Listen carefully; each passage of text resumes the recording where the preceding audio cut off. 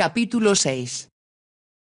Me voy, milord, si no necesita algo más su señoría, dijo Jobley. El marqués miró a su valet desde donde estaba sentado, ya fuera de la carreta a la sombra de los árboles. Nada, gracias, Jobley, pero no te olvides de asegurarte de que el coronel Spencer y el alguacil del condado estén en casa mañana. Yo me encargaré de eso, milord. Haz todo sin despertar sospechas, le advirtió el marqués. No quiero que nadie sepa que estoy vivo hasta que me enfrente con Jethro. Puede confiar en mí su señoría. Bien, Jobley, y gracias. Buenos días, milord. Levantando la cesta vacía en que trasladaba los alimentos desde la casa, Jobley se deslizó entre los árboles y casi en el acto se perdió de vista. El lugar, en medio de una espesa arboleda, era un escondite perfecto. La carreta estaba de tal modo cubierta por ramas, hierbas y lianas, que resultaba, como Sabilla le había dicho, casi invisible. Habían pasado 3 semanas desde que fue arrojado del caballo y apuñalado por los hombres de Jethro. La herida producida por el puñal aparecía cicatrizada y la clavícula había soldado. Fabius, como él mismo decía, estaba ya en perfectas condiciones de salud. Al mismo tiempo recordaba avergonzado lo ridículas que sonaban sus valerosas palabras de una semana antes, cuando alardeaba que al abandonar el lecho estaría listo para enfrentarse con Jethro. La triste realidad fue que se levantó débil como un niño y tembloroso como un anciano, y que le tomó varios días recobrar las fuerzas. La paz del lugar en que se hallaba representó un remanso para que su recuperación fuera más rápida. Además, el tiempo que pasaba con Sabilla le parecía muy corto y los días pasaron casi sin que él se diera cuenta.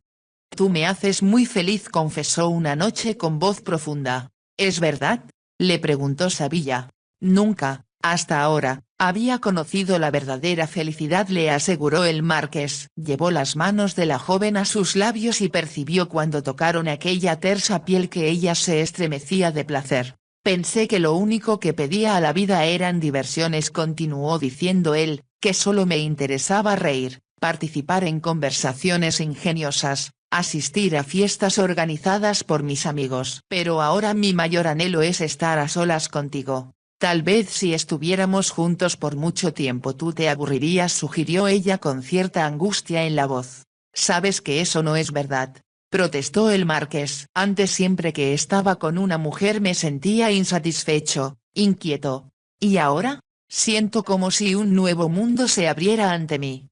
Un mundo insólito, no solo de gente, lugares y cosas, sino de mí mismo y de ti. Sabilla volvió un poco la cabeza para apoyarla en el hombro de él. Tú eres mi mundo, murmuró. Entonces el marqués la rodeó con sus brazos y la acercó a su pecho. Sentado frente a la carreta, advirtió que Sabilla estaba preocupada. Ya la conocía lo suficiente como para saber lo que sentía, aunque ella no se lo dijera. Y esto era así sobre todo cuando parecía confusa. Era indudable que la inquietaba lo que sucedería cuando él se enfrentara con Jethro y lo arrojara de la casa. El marqués, por su parte, estaba lleno de excitación. Sabía que algo feroz y primitivo dentro de sí pugnaba por salir a luchar contra su primo y castigarlo por los atentados que había hecho contra su vida.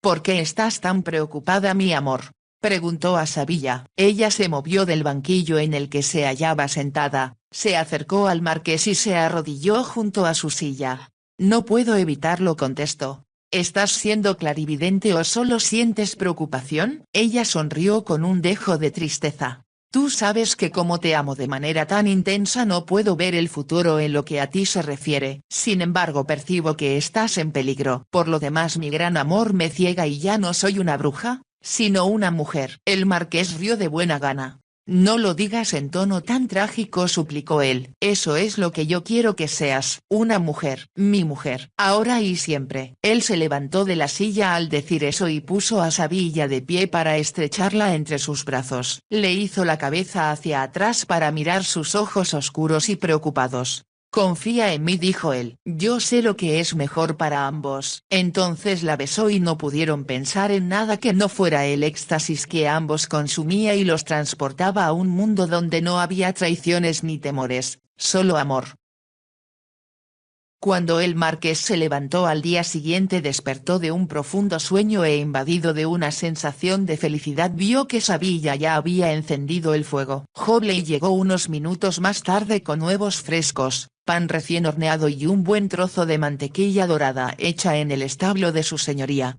Ayudó al marqués a vestirse mientras Sabilla preparaba los huevos y el café. Cuando el marqués bajó de la carreta vio que había un leve rubor en sus mejillas producido por el calor del fuego. Con su atractiva ropa de gitana parecía la heroína de un melodrama teatral y demasiado hermosa para ser una mujer práctica. Sin embargo, los huevos estaban aderezados a la perfección con cuantas hierbas especiales utilizaban los gitanos. El marqués opinó que el platillo superaba a cualquiera que le hubiese preparado su famoso y costoso cocinero. Cuéntame, Hobley, dijo cuando la muchacha le sirvió la segunda taza de café, ¿conoces los planes del señor Jethro para esta mañana? Tengo idea, milord, de que se va a levantar muy tarde, contestó Hobley con firmeza. ¿Estuvo bebiendo anoche?, preguntó el marqués. En exceso, milord. Dos de sus amigos se marcharon después de la medianoche y un tercero se iba para Londres cuando yo salía de la casa. Eso quiere decir que el señor Jethro estará solo, ¿no es así? Así es, milord. Eso es lo que quería saber, dijo el marqués. ¿Ordenaste los caballos? Me siguieron hasta cerca de aquí, repuso Hobley. Los dejé a 50 metros de distancia, milord, porque consideré que era mejor que los palafreneros no vieran la carreta. Muy bien hecho, aprobó el marqués. Y ahora, Hobley, será mejor que te vayas. Ve a buscar al alguacil y llévalo a casa. Nos encontraremos allí en una hora. ¿Te darás suficiente tiempo? Más que suficiente, milord. Hobley se dio vuelta para retirarse y dijo: buena suerte, milord. Será un placer para todos tenerlo de regreso en el marquesado. Gracias, Hobley. El valet desapareció y Fabius continuó desayunando tranquilo, aunque estaba tratando de ejercer un férreo dominio sobre sus emociones. ¿Tendrás cuidado?, preguntó Sabilla de pronto. Tendré mucho cuidado por ti, contestó el marqués. Pero después de todo, ¿qué puede hacer Jethro? Ya anunció al mundo que estoy muerto y que tú eres mi asesina. Cuando vuelva vivo y contigo a mi lado, le será muy difícil evitar que sus mentiras sean recibidas por todos con verdadero desprecio. De cualquier modo, él es como un reptil o como una rata. No creo que se considere vencido con tanta facilidad. Me habría gustado que siguieras mi consejo de llamar al capitán Collington. No me siento nada orgulloso de la forma en que mi primo se ha comportado, contestó el marqués. En mi familia casi nunca hubo escándalos. Mi padre y mi abuelo fueron hombres muy respetados, tanto en el condado como en la Cámara de los Lores. Cuando yo muera espero que la gente hablará bien de mí. Cuando terminó de hablar, el marqués advirtió la expresión del rostro de Sabilla e interpretó su pensamiento vinculado a la idea de que su asociación con ella no aumentaría en modo alguno su prestigio. La tomó de la mano. No te pongas así, mi amor, dijo. Mi vida privada es muy mía y ningún hombre interferirá en ella. En público seremos muy circunspectos. Pero a pesar de sí mismo comprendía lo difícil que sería tener a Sabilla viviendo en la casa Ruckley sin que la gente descubriera su relación. Sabía también que nunca la ofendería teniéndola como había tenido a sus anteriores amantes en una pequeña casita situada en un barrio más o menos elegante de Londres donde podría visitarla a su conveniencia. Aún quedaban muchos obstáculos por vencer, pero por el momento pensó que lo mejor era ir salvándolos uno por uno. Cuando se hubiera librado de Jethro, él y Sabilla viajarían al extranjero y a su regreso harían frente a los problemas que su relación pudiera ir provocando. Los caballos que Hobley trajo para ellos eran de los mejores que tenía el marqués, y cuando levantó a la joven hacia la silla de uno de ellos murmuró con voz baja: siempre he deseado verte montar. Comprendió por la luz repentina de sus ojos que ella también se sentía excitada por la magnificencia de los caballos y por el hecho de que ahora tenía unas riendas en las manos. Los dos palafreneros que habían traído a los caballos se mostraron asombrados de ver con vida al marqués, y cuando él los saludó se dio cuenta de que mostraban sincera satisfacción de que no estuviera muerto como les habían hecho creer hasta ahora. Los palafreneros traían sus propios caballos y cuando el marqués se puso en marcha lo siguieron. Era, pensó Sabilla, una pequeña caravana la que partió del bosque para salir por fin al parque de la casa Ruckley. Esta se veía espléndida. bañada por la luz del sol con sus ladrillos rojos contrastando con el resplandor de las ventanas de cristal en forma de diamantes y las retorcidas chimeneas recortadas contra el cielo azul. Cuando Sabilla levantó los ojos vio que el estandarte de los Ruckley ondeaba con el viento. Solo cuando el dueño de la casa estaba allí se izaba el estandarte. El que Jethro hubiera ordenado que se izara era un claro indicio de que se creía ya el nuevo marqués de Ruckley. Cruzaron el parque obligando a huir a los ciervos que pastaban bajo los árboles y se dirigieron con tranquilidad hacia el patio que había frente a la entrada principal. Nunca me había parecido mi casa más hermosa que ahora, pensó el marqués. Vale la pena luchar por ella. Lucharía hasta el último aliento para evitar que Jethro y sus amigos, borrachos y disolutos como él, arruinaran la digna serenidad de la casa Ruckley. Sabilla lo miró por encima del hombro cuando detuvieron los caballos frente a la puerta principal. No hay señales de Hobley, dijo. Creo que debemos esperarlo. No voy a esperar a nadie, contestó el marqués y había una nota en su voz que mostró lo furioso que estaba. Era como si haber visto su casa nuevamente le hubiera hecho ver con toda claridad lo que estaba a punto de perder. Ahora su calma de las primeras horas del día había cambiado para transformarse en una profunda ira. Desmontó y depositó a Sabilla en el suelo. Ella hubiera querido suplicarle que esperara un poco más la llegada del alguacil, pero como sabía que nada lo haría cambiar de opinión en ese momento, lo siguió en silencio. El marqués subió a toda prisa la escalinata en dirección de la puerta del frente. Esta fue abierta inmediatamente y mientras los lacayos en servicio lo miraban asombrados, Bus lanzó una exclamación de alegría. «Su señoría, ¿está usted vivo?» «Muy vivo», contestó el marqués. «Todos estábamos seguros, muy seguros, milord, de que no podía usted haber muerto como decían, pero el que no hubiera vuelto nos tenía alarmados».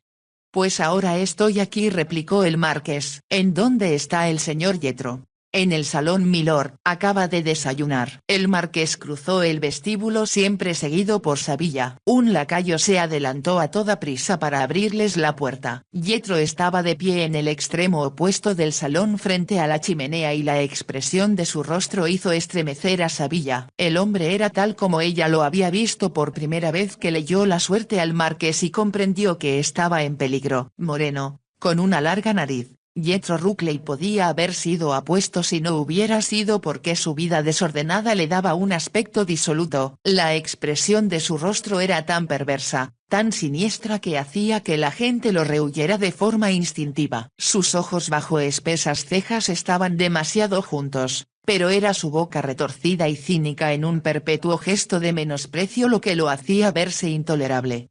«Así que has vuelto», exclamó con voz áspera antes que el marqués pudiera hablar. «Te vi al cruzar el parque, así que estoy listo para darte la bienvenida, mi querido primo». El marqués avanzó hacia él. «¿Cómo te atreves a comportarte de la forma en que lo has hecho?», preguntó el marqués con lentitud. Tenía ya su voz bajo estricto dominio. «3 veces has tratado de matarme, Jethro, y 3 veces has fracasado. He tenido ya suficiente». «Eres un hombre con suerte», repuso Jethro, pero el tono de su voz hacía que sus palabras parecieran un insulto. «Cualquier otro hombre hubiera muerto a causa de los accidentes que programé para ti. Así que ahora supones que vas a impedirme que herede, ¿no es eso?» «Pero todavía no estoy derrotado, primo Fabius. Todavía no. Me temo que tus planes, por ingeniosos que hayan sido», declaró el marqués en tono lleno de desprecio, «se han vuelto insoportables para mí. No voy a tolerarlos más. Por lo tanto, Jethro, he venido a darte un ultimátum». Su primo se echó a reír y el sonido de su risa fue desagradable. «¿Y qué sugieres?», preguntó. «¿Vas a colgarme de un árbol o a encerrarme en un calabozo?»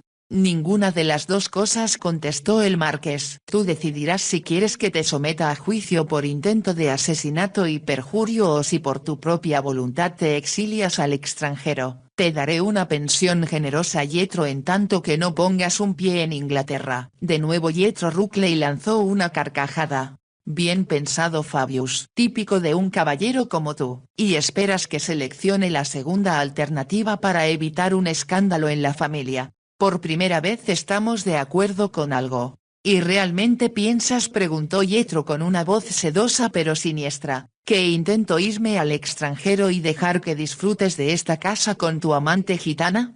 El marqués perdió el color. No metas a Sabilla en esta discusión, Yetro replicó en tono agudo. Ya la has difamado suficiente. ¿Crees realmente que yo, un Runkley, podría difamar a una gitana? Basta, Yetro, limitémonos a discutir lo que vas a hacer tú. Sabilla había estado observando a Yetro Runkley y advirtió que estaba erguido en actitud altiva frente al marqués con las manos a la espalda. Tenía un cierto tipo de valor que era parte de su herencia. Aunque era un hombre vil y perverso, Yetro tenía buena sangre en las venas y sin importarle lo que sucediera no se conduciría como un cobarde. Quiero tu respuesta, insistió el marqués. Te la daré ahora mismo, contestó Yetro Runkley, y con toda claridad, primo Fabius, para que no haya error posible. Tú siempre me has despreciado, siempre me has considerado de poca importancia, pero ahora por fin tengo yo la sartén por el mango. El marqués se limitó a enarcar las cejas para demostrar que no comprendía lo que su primo estaba diciendo. Yetro continuó. Vas a morir, Fabius, como he intentado todo el tiempo que lo hagas. Es mejor que sea en este momento porque parecerá, al menos a los ojos del mundo, una muerte honorable de acuerdo con la tradición de la familia. No sé de qué estás hablando, observó el marqués. Deja de decir tonterías y responde a mi pregunta. ¿Quieres ser sometido a juicio o irte al extranjero? No haré ninguna de las dos cosas. Me quedaré aquí a disfrutar de la vida como el sexto marqués de Runkley. Al hablar retiró las manos de la espalda y Sabilla lanzó un leve grito de horror. Yetro Runkley sostenía dos pistolas y ambas apuntaban al pecho del marqués. Si me matas, le advirtió el marqués con desprecio, te colgarán por asesino. Por el contrario, contestó Yetro, te habré matado en defensa propia. Lanzó una leve risilla. Has venido a caer directo en mis manos, mi querido Fabius. Los sirvientes te vieron llegar y tendrán que aclarar que venías dispuesto a la venganza. Nos habrán oído discutir y habría algo más comprensible que suponer que ante mi impertinencia perdiste los estribos y me disparaste con tu propia pistola de duelo. Había tanto veneno en su voz que Sabilla se quedó petrificada pensando en lo ingenuos que habían sido en llegar como lo hicieron. Debes estar pensando, dijo Yetro Runkley con menosprecio, que tu ramera gitana rendirá testimonio contra mí. No seas ciego, Fabius. Nadie tomará en cuenta la palabra de una gitana contra la del sexto marqués de Runkley. Había una nota de triunfo en su voz antes que continuara diciendo. Me has estado amenazando, Fabius. Nadie puede negar eso. Desafortunadamente para ti no te has proporcionado los medios para hacer efectiva tu amenaza. Mi plan, en cambio, es muy inteligente. Sonrió con la satisfacción del hombre que tiene todos los ases en la mano.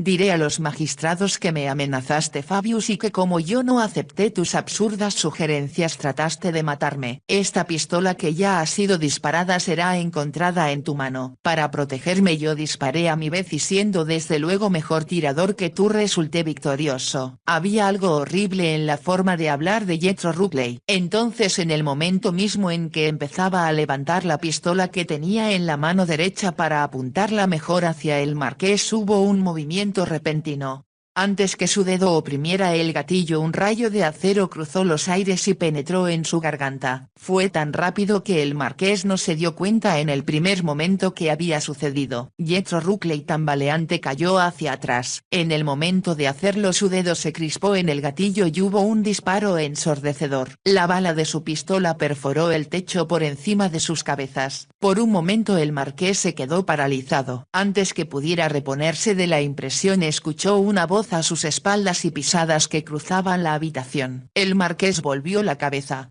«Coronel Spencer», exclamó. El alguacil del condado era un hombre anciano pero distinguido. Su expresión era muy seria. «¿Oyó usted lo que se dijo aquí?», preguntó el marqués. «Sí, y en los últimos minutos no supe qué hacer», contestó el coronel Spencer. Tenía la impresión de que si entraba en la habitación de forma intempestiva, Yetro podría haber terminado contigo antes de lo que intentaba. «Yo arrojé la daga que lo mató», dijo el marqués poniendo la mano con rapidez en la de Sabilla para impedirle que lo contradijera. «Fue un acto de defensa propia», observó el alguacil como si comprendiera, «y no tiene ninguna importancia quién haya arrojado el arma.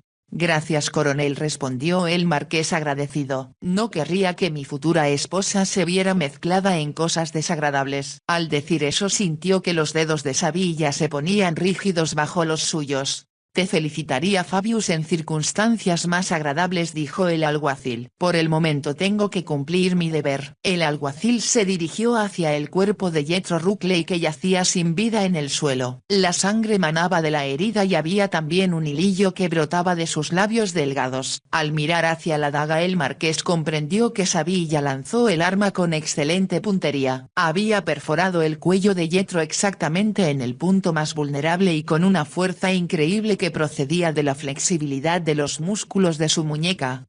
Siento mucho que la vida de tu primo haya terminado de este modo, comentó el alguacil con voz baja. Los conozco a ambos desde niños. Mientras crecían me dio la impresión de que se llevaban bien. Así era, contestó el marqués. Pero cuando nos convertimos en hombres Jethro se dejó dominar por los celos y la envidia. Ansiaba con desesperación ocupar mi lugar. Hobley me explicó ya sobre los otros atentados que hizo en tu contra. Coronel, usted fue amigo íntimo de mi padre, dijo el marqués con voz baja. ¿Podría usted arreglar las cosas para que hubiera el menor escándalo posible? Haré lo que pueda, prometió el coronel. Como yo estaba presente en la muerte de Jethro, mi declaración será suficiente para los magistrados. Fue un duelo de honor y habrá pocas formalidades legales que llenar. En un duelo de honor se acostumbra que el sobreviviente se vaya unos meses al extranjero y eso es lo que yo pretendo hacer, contestó el marqués. Eso me parece muy sabio de tu parte, aprobó el coronel. Deja todo en mis manos. Como amigo de tu familia que soy desde hace años, la verdad de lo que sucedió entre Jethro y tú nunca saldrá de estas cuatro paredes, Fabius. Gracias coronel, dijo el marqués. Yo sabía que podía confiar en que usted como nadie comprendería. Extendió la mano y al estrechársela el alguacil declaró. Quiero por sobre todas las cosas, Fabius, verte ocupar el lugar que tu padre tenía en el condado. Yo sé que un hombre joven que ha estado en los horrores de la guerra necesita el descanso y la diversión que solo Londres puede proporcionar. Pero aquí hay mucho por hacer. Con las nuevas tierras que yo sé que han puesto en tus manos espero que te veamos con mucha más frecuencia. El marqués intuyó que lo que el alguacil le estaba diciendo tenía un significado mucho más profundo de lo que parecía. Sin mencionar a Sabilla se daba bien cuenta de que ella estaba en los pensamientos del coronel. El marqués había reconocido en el momento mismo en que Jethro se tambaleaba y moría del impacto de la daga que había solo un lugar en su vida para Sabilla y era como su esposa. No solo le había salvado la vida por tercera vez, sino que había matado a un hombre para defenderlo. Al pensar en ella notó que no se encontraba a su lado. Miró a su alrededor y pensó que tal vez para evitar ver el cadáver de Jethro se había ido a buscar al reverendo. El alguacil se dirigió hacia la puerta y el marqués lo siguió. Ya en el vestíbulo el marqués dio instrucciones a Bus para que retiraran el cuerpo de Jethro Ruckley. El marqués se dirigió entonces hacia la biblioteca, y al pasar junto a un lacayo preguntó. ¿En dónde está la señorita Sabilla?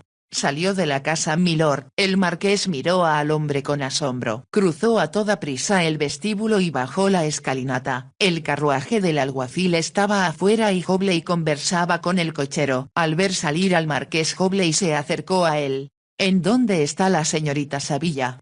Le preguntó el marqués.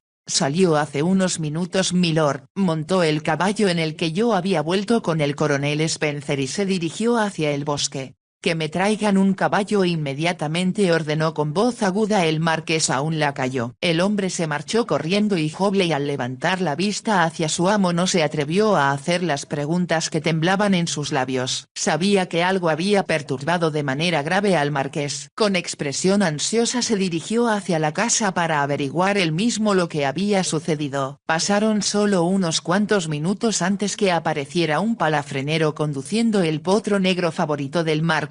Desmontó y casi antes que tocara el suelo el marqués había ocupado ya su lugar en la silla. Sin una sola palabra se lanzó al galope a través del parque en dirección del bosque. Lo impulsaba el temor que era casi como una daga que oprimiera con fuerza su corazón.